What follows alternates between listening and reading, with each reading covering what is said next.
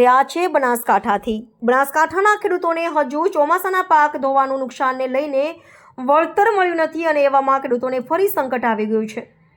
સંકટ એ છે કે ખેડૂતોના ખેતરમાંથી નીકળતી 765 કેવી વોલ્ટેજની લાઇનના થાંભલા જેથી ખેડૂતના ખેતરમાં 8000 ફૂટ જમીન કંપનીઓ દ્વારા એકદમ સસ્તા ભાવે પડાવી લેવામાં આવી રહી છે।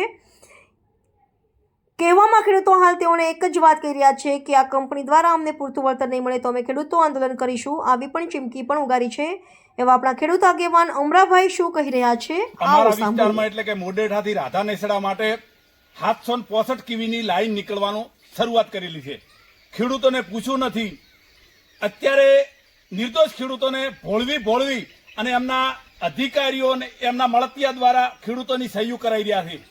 અમે સરકારને પણ કહેવા માંગીએ છીએ અને આ પાવરગ્રીડ કંપનીના માણસોને પણ કહેવા માંગીએ છીએ કે પહેલું અમને પૂરતું કેટલું વળતર આપવાનું છે, કઈ જગ્યાએથી અમારી લાઈનો નીકળવાની છે એનો ખુલાસો કરે।